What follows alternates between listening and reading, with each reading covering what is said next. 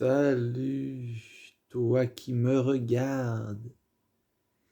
Je voulais aujourd'hui parler du pouvoir de la restriction. Le pouvoir de se retenir, de faire ce que l'on veut.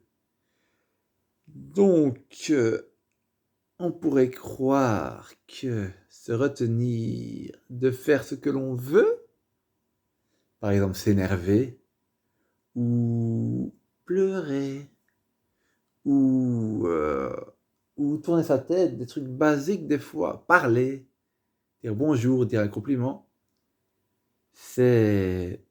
Sur le moment, c'est pas facile, parce que tu te retiens, mais après, avec cette énergie retenue dans le corps, là, entre la deuxième phase, c'est comme si tu accumulais cette frustration à l'intérieur et qu'après, quand tu la ressors, ça fait du bien.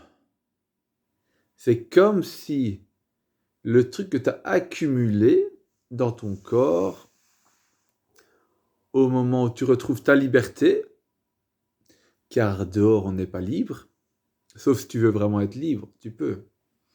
Moi, je ne suis pas libre. Je ne fais pas ce que je veux dehors. Je ne suis pas libre de danser, de parler à tout le monde, de crier, de... Non, je ne suis pas un enfant, on va me dire. Les enfants sont comme ça, ils sont libres. Je ne suis plus un enfant. Et donc, quelle tête de merde. Putain, il faut que je fasse quelque chose pour le bien de l'humanité, les amis. Il faut que je fasse quelque chose pour le bien de l'humanité. Alors, après, quand tu as accumulé cette énergie négative, tu rentres chez toi, imagine, tu as accumulé plein de trucs bizarres, tu mets la musique, tu chantes, tu fais des mouvements, et c'est comme si ça faisait une jouissance dans le corps. C'est pas une jouissance sexuelle, hein, rien à voir. Quoique on dit que tout est sexuel, c'est un peu vrai aussi. Le plaisir. Donc ça fait que cette énergie qui a été accumulée, qui a besoin de sortir, quand elle sort, ça fait du bien. Et c'est ça que je vois que il n'y a pas vraiment de choses négatives finalement. J'aime beaucoup la vie, même si des fois je l'aime pas du tout.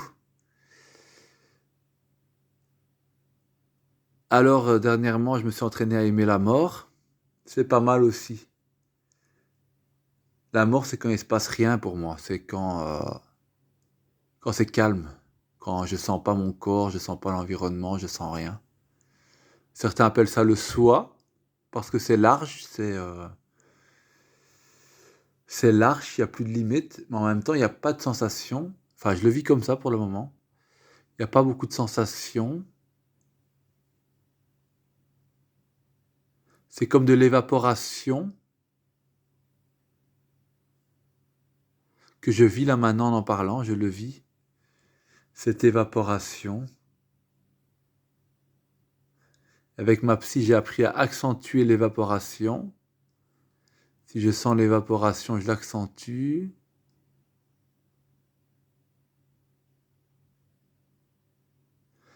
Voilà, j'arrête parce qu'après, je pars dans un état émotionnel.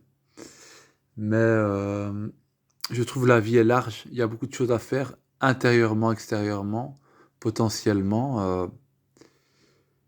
Il n'y a pas vraiment moyen de s'ennuyer, même quand on est tout seul, comme moi, chez soi, là. Je pense que je vais finir ma journée tout seul et ça ira. Au pire, je regarde par la vitre les gens passer. Je fusionne avec, sans qu'ils le savent.